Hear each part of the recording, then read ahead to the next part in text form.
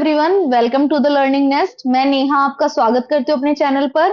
कल की क्लास में हमने फॉर्म्स ऑफ बिजनेस ऑर्गेनाइजेशन के टॉपिक को स्टार्ट किया था, जो कि हमारे चैप्टर 2 का टॉपिक है क्लास 11th का। आज हम उसी को कंटिन्यू करते हैं। कल हमने सोल प्रोप्राइटरशिप के बारे में पढ़ा था और हिंदू अनडिवाइडेड फैमिली के बारे में पढ़ा था। तो हमारी जो next form of business organisation आती है, थर्ड फॉर्म, वो है पार्टनरशिप।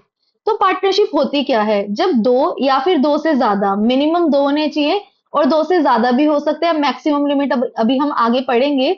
तो जब दो या दो से ज्यादा लोग मिलकर किसी बिजनेस को स्टार्ट करते हैं, किस मोटिव से? प्रॉफिट कमाने के मोटिव से, उसे हम क्या बोलते हैं? पार्टनरशिप बोलते हैं। मैंने यहाँ पर एक डेफिनेशन भी लिखी है।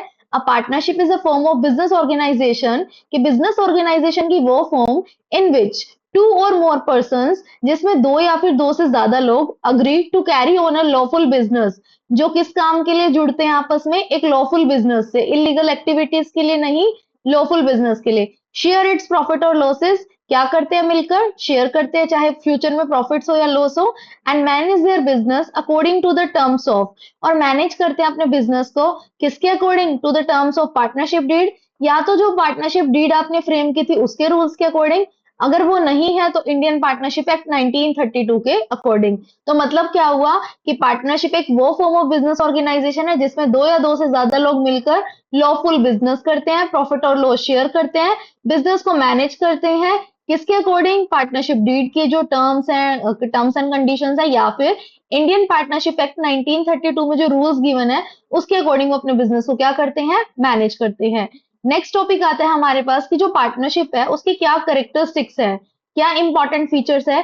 पहली फीचर आती है मिनिमम टू पर्सन, कि एक पार्टनरशिप में मिनिमम कम से कम कितने लोग होने चाहिए? दो लोग होने चाहिए, क्योंकि अगर दो नहीं होंगे, एक होगा तो वो सोल प्रोप्राइटरशिप हो जाएगी। कल ही डिस्कस किया था हमने। तो मिनिमम कम से कम दो लोग होने जरूरी है।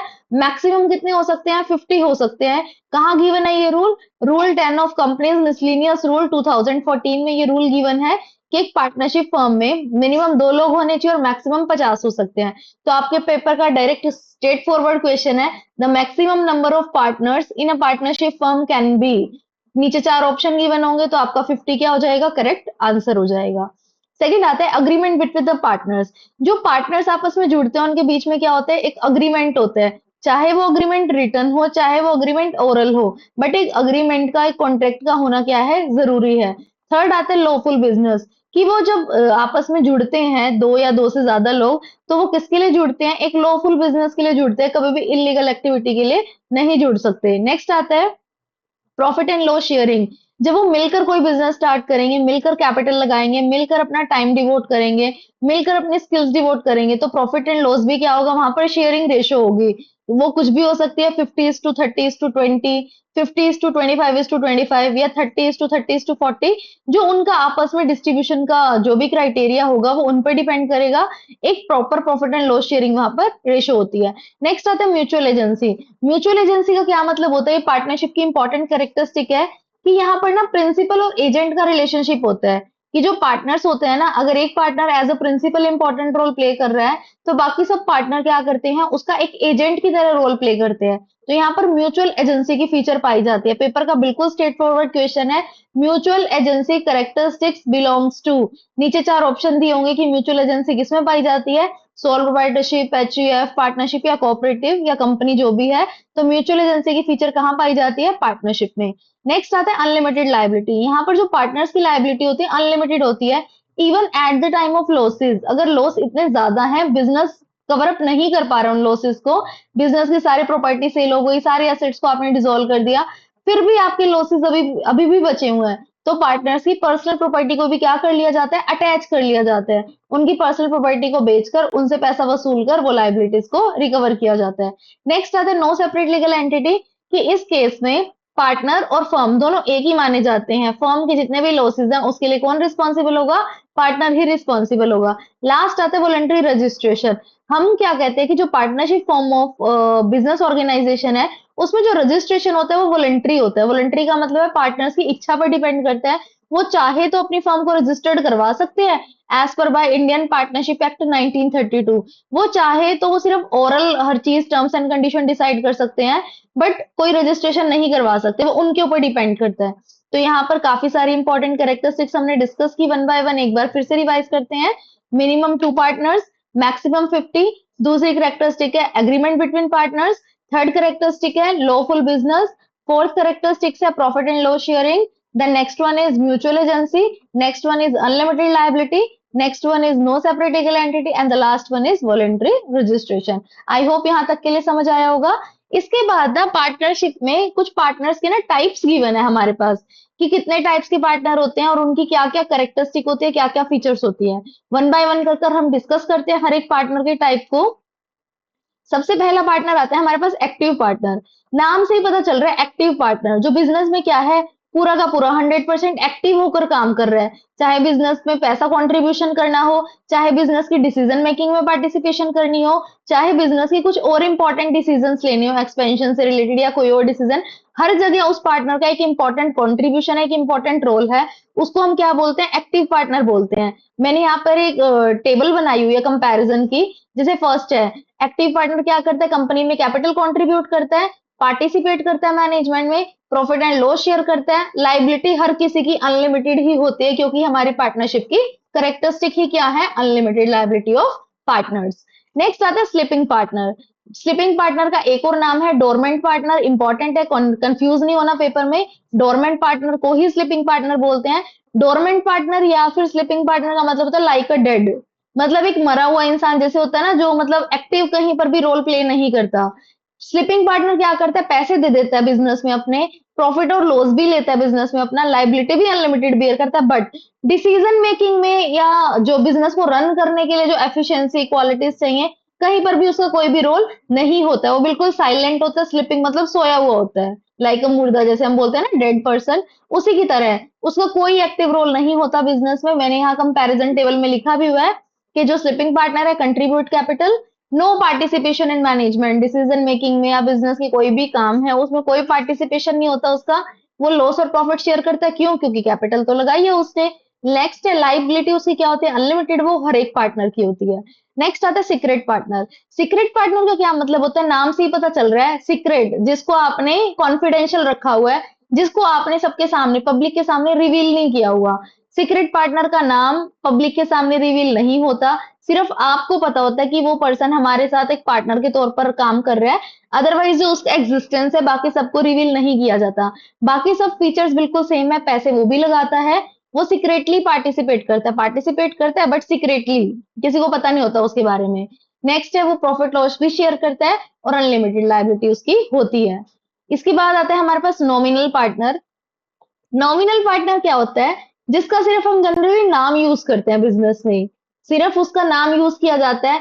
अब कोई पर्सन अपना नाम किसी बिजनेस को दे रहा है यूज करने के लिए, तो लाइबल तो वो भी होगा, क्योंकि उसने नाम तो दिया यूज करने के लिए। ना तो वो कोई पैसा लगाता, इवन ए सिंगल पैनी, 1 रुपया भी नहीं लगाता वो बिजनेस में, ना ही उसका कोई पार्टिसिपेशन है, सिर्फ और सिर्फ उसका नाम दिया जाता है बिजनेस में। एज सच वो प्रॉफिट एंड लॉस भी शेयर नहीं करता, बट तब भी उसकी लायबिलिटी क्या है, अनलिमिटेड है, क्योंकि बुक्स में, डॉक्यूमेंट्स में उसका नाम तो चल रहा है ना कि वो बिजनेस का पार्टनर है। चाहे वो पैसा ना दे, चाहे वो पैसा ना भी ले, चाहे वो कुछ पार्टिसिपेशन ना करे, बट उसका नाम यूज हो रहा है, इसी नाम की वजह से उसकी लायबिलिटी क्या होती है, अनलिमिटेड। नेक्स्ट आते हैं partner by estoppel. Partner by estoppel भी नॉमिनल पार्टनर की तरह ही होता है, ना तो कोई पैसा लगाता है, ना कुछ पार्टिसिपेशन करता है, ना ही प्रॉफिट एंड लॉस में शेयर करता है, बट लायबिलिटी क्या होती है, अनलिमिटेड। एक होता है हमारा पार्टनर बाय होल्डिंग आउट, वो भी बिल्कुल सेम है, no contribution, no participation, no share, liability unlimited. Paper के पॉइंट ऑफ व्यू से एक इंपॉर्टेंट टॉपिक आ जाता है यहाँ पर, कि एक पर्सन है, लेट सपोज ए और बी जो है, दो पार्टनर्स हैं, वो दोनों बैंक में लोन लेने के लिए गए। वो एक पर्सन सी था जो कि पार्टनर नहीं था, उसको साथ ले गए। तो ए और बी की, ए बी फर्म है, उन्होंने लोन सेंशन करवाना था, तो सी ने ना गारंटर का रोल प्ले कर दिया। अब सी ने क्या दी, गारंटी दी। तो इन केस फ्यूचर में अगर ए और बी डिफॉल्ट करते हैं, तो सी प्रॉपर वहां पर 100% क्या होगा, लायबल होगा। उसे तो बोलते हैं हम पार्टनर बाय एस्टोपल। इसकी लायबिलिटी क्या हो जाएगी, अनलिमिटेड, इसको भी उस लोन के लिए रिस्पॉन्सिबल ठहराया जाएगा। पार्टनर बाय होल्डिंग आउट क्या होता है, जिसमें आप ना अपनी रिस्पॉन्सिबिलिटी को होल्ड कर सकते हो, होल्ड पे रख सकते हो। कैसे, आप ना एक पब्लिक नोटिस दे सकते हो कि मैं इस फर्म का पार्टनर नहीं हूं, मैंने सिर्फ, मेरे बिहेवियर ने शो किया था कि मैं इस फर्म का पार्टनर हूं, बट एज सच मैं इसका पार्टनर नहीं हूं। तो वहां पर आप अपनी लायबिलिटी से बच सकते हो। तो आप ध्यान रखोगे, ये सब पार्टनर्स के टाइप थे। एक्टिव, स्लिपिंग को डोरमेंट बोलते हैं, secret, nominal, partner by estoppel, partner by holding out. सबकी लाइबिलिटी ऑलमोस्ट क्या होती है, अनलिमिटेड होती है। नॉमिनल में सिर्फ नाम यूज होता है, कुछ प्रॉफिट नहीं लेता, कुछ देता भी नहीं है, कोई पार्टिसिपेशन भी नहीं होता। एस्टॉपल और होल्डिंग आउट में लाइबिलिटी अनलिमिटेड होती है। होल्डिंग आउट में वो अपनी लाइबिलिटी से स्किप कर सकता है जब वो एक पब्लिक नोटिस दे देता है। बट एस्टॉपल और होल्डिंग आउट दोनों में ही आपका कंडक्ट, आपका बिहेवियर शो करता है कि आप इस फर्म के पार्टनर हो, जबकि आप उस फर्म के पार्टनर नहीं होते हो। तो आपके बिहेवियर, आपकी कंडक्ट की वजह से आपकी लाइबिलिटी को क्या मान लिया जाता है, unlimited. I hope difference clear होगा, इंपॉर्टेंट है डिफरेंस। इन सब के मीनिंग हमें पेपर के पॉइंट ऑफ व्यू से अच्छे से पता होनी चाहिए। नेक्स्ट आता है हमारे पास टॉपिक पार्टनरशिप डीड। अब पार्टनरशिप डीड क्या होता है? पार्टनरशिप डीड जैसे मैंने बोला कि पार्टनर से या तो ओरल कर सकते हैं अपना, जैसे एबीसी ने मिलकर कोई बिजनेस स्टार्ट किया, उन्होंने ना सारी टीएनसी जितनी भी टर्म्स एंड कंडीशंस थी ना वर्बली डिसाइड कर ली, ओरली बोल कर डिसाइड कर ली। कहीं पर भी कोई डॉक्यूमेंटेशन नहीं की, कहीं पर भी कुछ लिखा पढ़ी नहीं की, कुछ लिख लिया जाए ताकि फ्यूचर में डिस्प्यूट्स हो तो उसको अवॉइड किया जा सके। उन्होंने क्या किया, ओरल कर लिया। बट पार्टनरशिप डीड क्या है, एक रिटन अग्रीमेंट है कि जब दो या दो से ज्यादा मिलकर बिजनेस स्टार्ट कर रहे हैं फॉर अ सेफर साइड, वो चाहते हैं कि फ्यूचर में हमारे बीच में कोई कॉन्फ्लिक्ट या कोई डिस्प्यूट ना हो किसी भी चीज को लेकर, तो क्यों ना हर एक टर्म एंड कंडीशन को लिख लिया जाए। क्योंकि अगर लिखित में होगी, लिखी गई होगी, तो कोई भी पार्टनर फ्यूचर में अपनी बात से स्किप नहीं कर सकता। तो इसीलिए पार्टनरशिप डीड क्या होती है, एक रिटन लीगल अग्रीमेंट होती है किसके बीच में, पार्टनर्स के बीच में। जिसमें होता क्या है, बेसिकली टीएनसीज ही होती हैं। जितनी भी टर्म्स एंड कंडीशंस है, सॉरी, जितने भी टर्म्स एंड कंडीशंस हैं आपके पार्टनरशिप बिजनेस से रिलेटेड, वो सब लिखी जाती है। चाहे आपके पार्टनर्स की राइट्स हो, चाहे ड्यूटीज हो, चाहे रिस्पॉन्सिबिलिटीज हो, चाहे प्रॉफिट एंड लॉस शेयरिंग हो, नाम क्या है पार्टनर्स के, उनका क्या प्रॉफिट है, एड्रेस क्या है, हर एक चीज, बिल्कुल हर एक चीज को पार्टनरशिप डीड में क्या किया जाता है, लिखा जाता है। अब कुछ इसके कंटेंट होते हैं कि एक पार्टनरशिप डीड में क्या क्या लिखा जाता है। तो वो कंटेंट बहुत इंपॉर्टेंट है, आपको पता होने चाहिए। पीजीटी के एग्जाम में आया भी था क्वेश्चन, चार ऑप्शन गिवन थे, पूछा था identify which one of the following is mention in partnership deed, या फिर इसका वाइस वर्सा भी आ सकता है, identify which one of the following is not the part of partnership deed. तो आपको पार्टनरशिप डीड का मीनिंग के साथ साथ कंटेंट के बारे में भी पता होना चाहिए कि कंटेंट में क्या क्या आता है। तो कंटेंट में क्या क्या आता है, सबसे पहला आता है name and address of the firm, कि आपकी फर्म का कुछ तो नाम होगा ना, एबीसी लिमिटेड, एक्सवाईजी लिमिटेड, कुछ तो नेम होगा। और आपकी फर्म का एड्रेस क्या है। Second, name and addresses of partners, आपकी फर्म में कितने पार्टनर्स हैं, उनके क्या क्या नाम है और उनके क्या क्या एड्रेस हैं। नेक्स्ट है capital contribution of each partner, हर एक पार्टनर ने कितना फंड आपके बिजनेस में इन्वेस्ट किया, कितनी कैपिटल कंट्रीब्यूट की। Profit and sorry, profit and loss sharing ratio, की पार्टनर्स की जो P and L sharing ratio थी वो क्या थी, 1:1:1, 2:2:1, क्या profit and loss sharing ratio है वो मेंशन होती है। नेचर ऑफ बिजनेस, कि आपका बिजनेस किस टाइप का है, आपका ट्रेडिंग कंसर्न है, मैन्युफैक्चरिंग कंसर्न है, किस टाइप का बिजनेस है। नेक्स्ट है ड्यूरेशन ऑफ पार्टनरशिप, अगर आपने पार्टनरशिप एक टेन्योर के लिए की है तो क्या ड्यूरेशन है आपकी पार्टनरशिप की, 10 साल, 15 साल, 20 साल। नेक्स्ट है drawings and interest on drawing, कि ड्राइंग्स आप कितनी कर सकते हो, प्लस उस पर इंटरेस्ट कैसे चार्ज होगा, कोई मेथड होगा। सॉरी। नेक्स्ट आती है इंटरेस्ट ऑन कैपिटल। नेक्स्ट आती है पार्टनर्स की सैलरी और कमीशन। नेक्स्ट आती है duties, power and responsibilities of partner. Next आते हैं admission, retirement, death of partners. Next आते हैं सेटलमेंट ऑफ डिस्प्यूट्स और लास्ट आते हैं सिग्नेचर ऑफ ऑल पार्टनर्स। तो ये कुछ कंटेंट थे कि आपकी पार्टनरशिप डीड में क्या क्या मेंशन होना चाहिए, वो ये सब चीजें थी, ये आपको अच्छे से पता होनी चाहिए पेपर के टाइम पर। ये बहुत इंपॉर्टेंट है और क्वेश्चन भी बना हुआ है पेपर में। आई होप आपको क्लियर होगा। इसके बाद आता है कि अगर हम अपनी पार्टनरशिप फर्म का, जैसे कि मैंने स्टार्टिंग में बोला था फीचर्स में, कि जो पार्टनरशिप है ना उसका जो रजिस्ट्रेशन है वो वॉलेंट्री है, it's up to the partners, वो इसका रजिस्ट्रेशन करें या वो इसका रजिस्ट्रेशन ना करें, ये टोटली पार्टनर्स के ऊपर ही डिपेंड करता है। तो अगर लेट सपोज हम अपनी पार्टनरशिप फर्म का रजिस्ट्रेशन करते हैं तो क्या बेनिफिट्स होंगे, अगर हम अपनी पार्टनरशिप फर्म का रजिस्ट्रेशन नहीं करते हैं तो क्या कॉन्सिक्वेंसेज हो सकते हैं उस केस में, अगर हम अपनी पार्टनरशिप फर्म को रजिस्टर्ड नहीं करते हैं। तो यहाँ लिखा भी हुआ है, registration of a partnership firm is optional, optional है, it's not mandatory under the Indian partnership act 1932। Partnership के ऊपर कौन सा रूल एप्लीकेबल होता है, इंडियन पार्टनरशिप एक्ट 1932। आपको ईयर याद होना चाहिए, बाय हार्ट होना चाहिए इसका ईयर। नेक्स्ट आता है, how ever a non registered firm faces certain legal disabilities, अगर कोई फर्म नॉन रजिस्टर्ड है ना, तो उसको कुछ इश्यूज हो सकते हैं। क्या क्या इश्यूज है, क्या क्या प्रॉब्लम्स है जो वो फेस कर सकती है? फर्स्ट आता है, the firm can not file a suit against a third party to enforce its contractual rights. Firm जो है ना, किसी भी थर्ड पार्टी के अगेंस्ट ना कोई भी कोर्ट केस नहीं फाइल कर सकती, क्योंकि वो रजिस्टर्ड नहीं है। अगर लेट सपोज किसी थर्ड पार्टी ने कोई डिफॉल्ट कर दिया, तो आप उस कॉन्ट्रेक्चुअल राइट्स के लिए, अपने राइट्स के लिए उस थर्ड पार्टी के ऊपर सू नहीं कर सकते, कोई कोर्ट केस फाइल नहीं कर सकते। वाई? क्योंकि आप रजिस्टर्ड नहीं हो, आप लीगल एंटिटी अभी तक नहीं हो, लॉ की नजरों में आपका कोई रजिस्ट्रेशन नहीं है। नेक्स्ट आता है, a partner can not file a suit against the firm और other partners to enforce rights arising from the partnership firm. पहला तो था कि फर्म थर्ड पार्टी के अगेंस्ट नहीं कोई सू फाइल कर सकती, कोई केस कर सकती। दूसरा है, पार्टनर भी नहीं फाइल कर सकते, ना तो फर्म फाइल कर सकती, ना ही पार्टनर फाइल कर सकते। किसके अगेंस्ट? फर्म के अगेंस्ट। दूसरा, एक पार्टनर दूसरे पार्टनर के अगेंस्ट भी अपने राइट्स के लिए कभी भी कोई कोर्ट केस फाइल नहीं कर सकता। क्यों? क्योंकि आपकी फर्म लीगली रजिस्टर्ड नहीं है। नेक्स्ट आता है, अगर आप रजिस्टर्ड नहीं हो बट थर्ड पार्टी आपके अगेंस्ट क्या कर सकती है? केस फाइल कर सकते हैं। क्या लिखा हुआ है? Third party can sue the non registered firm. Third party आपको सू कर सकती है, आपके अगेंस्ट कोर्ट केस फाइल कर सकते हैं। क्यों? क्योंकि थर्ड पार्टी तो माइट भी रजिस्टर्ड है ना, आप रजिस्टर्ड नहीं हो।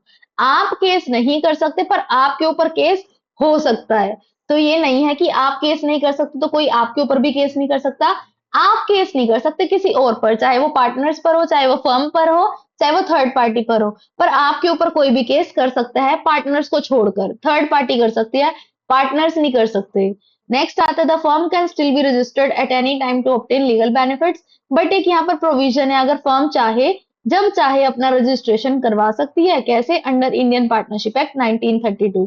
अब यहाँ पर एक इंपॉर्टेंट टॉपिक आता है कि अगर आपने पार्टनरशिप डीड को नहीं बनाया, तो ये क्वेश्चन भी आया हुआ है पीवाई क्यूज में, अगर पार्टनरशिप डीड नहीं है, तो in the absence of partnership deed, partners जो पार्टनरशिप है वो चलेगी कैसे? उसके ऊपर इंडियन पार्टनरशिप एक्ट 1932 फॉलो होगा, मतलब पार्टनरशिप लॉ फॉलो होगा उसके ऊपर, अगर वहां पर पार्टनरशिप डीड नहीं है। बट अगर वहां पर पार्टनरशिप डीड बनाई गई है, तो इन दोनों में से पार्टनरशिप डीड में जो आपने टीएनसीज डिसाइड की हैं आपस में मिलकर, वो फॉलो होगी। आई होप आपको पार्टनरशिप के बारे में समझ आया होगा। क्या क्या पढ़ा हमने आज की क्लास में? आज की क्लास में हमने पढ़ा कि पार्टनरशिप होती क्या है। एक that form of business organisation होते हैं जिसमें दो या दो से ज्यादा लोग मिलकर प्रॉफिट एंड लॉस को शेयर करते हैं, बिजनेस को मैनेज करते हैं। या तो टीएनसी एप्लीकेबल होती है पार्टनरशिप डीड की, अदरवाइज इंडियन पार्टनरशिप एक्ट 1932 क्या होता है? फॉलो होता है। नेक्स्ट हमने इसकी कैरेक्टरिस्टिक्स पढ़ी कि मिनिमम दो लोग होते हैं, मैक्सिमम 50 हो सकते हैं, एग्रीमेंट होना चाहिए, लॉफुल बिजनेस होना चाहिए, प्रॉफिट एंड लॉस शेयरिंग होनी चाहिए, म्यूचुअल एजेंसी। इस पर स्टार मार्क कर लेना, एक इंपॉर्टेंट पॉइंट है, पीवाई क्यूज में आया भी हुआ है। अनलिमिटेड लाइबिलिटी होती है, नो सेपरेट लीगल एंटिटी होती है, और वॉलंटरी रजिस्ट्रेशन होता है। नेक्स्ट हमने डिफरेंस पढ़ा इन सब पार्टनर्स के बीच में, इनके मीनिंग आपको अच्छे से पता होने चाहिए। पेपर में स्ट्रेट फॉरवर्ड क्वेश्चन बनता है, if a partner does not participate in the management of the company, still he contribute capital, he is gaining profit and loss, he है sharing unlimited liability, what kind of partner is that? तो आपके पास चार option होंगे, चारों में से आपका answer बन जाएगा स्लीपिंग या डोरमेंट।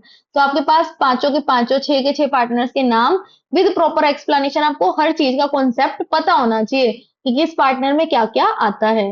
नेक्स्ट है हमारे पास पार्टनरशिप डीड क्या होती है? लीगल अग्रीमेंट होता है, किसके बीच में? पार्टनर्स के बीच में, जो कि रिटन फॉर्म में होता है, जिसमें सारी पार्टनरशिप के टीएनसीज डिफाइन होती है। इसके कंटेंट आपको अच्छे से पता होने चाहिए, पीवाई क्यू में क्वेश्चन आया भी हुआ है। नेक्स्ट लास्ट टॉपिक आता है कॉन्सिक्वेंसेज ऑफ नॉन रजिस्टर्ड। अगर आप अपनी पार्टनरशिप फर्म का रजिस्ट्रेशन नहीं करवाते, तो क्या क्या कॉन्सिक्वेंसेज होते हैं वो भी आपको पता होना चाहिए, कि आप किसी के अगेंस्ट भी, चाहे फर्म के अगेंस्ट हो, चाहे दूसरे पार्टनर के अगेंस्ट हो, चाहे थर्ड पार्टी के अगेंस्ट हो, आप किसी के अगेंस्ट भी सू फाइल नहीं कर सकते। पर आपके अगेंस्ट थर्ड पार्टी किसी भी टाइम सू फाइल कर सकती है, आपको सू कर सकती है, आपको कोर्ट केस कर सकती है आपके अगेंस्ट। वन मोर थिंग, आप जब चाहो अपना रजिस्ट्रेशन करवा सकते हो इंडियन पार्टनरशिप एक्ट 1932 के अंडर, जो भी रजिस्ट्रेशन की फॉर्मेलिटीज होगी, आप उनको फुलफिल कर कर अपना रजिस्ट्रेशन करवा सकते हो। आई होप आपको आज की क्लास समझ आई होगी। आज की क्लास में हमने पार्टनरशिप के बारे में पढ़ा। अगर आपको मेरा कंटेंट अच्छा लगा हो, पढ़ाया हुआ समझ आ रहा हो, तो प्लीज मेरे चैनल को जरूर से सब्सक्राइब कीजिएगा। मिलते हैं आपसे इसी टॉपिक के नेक्स्ट क्लास में। तब तक के लिए थैंक यू, बाय बाय।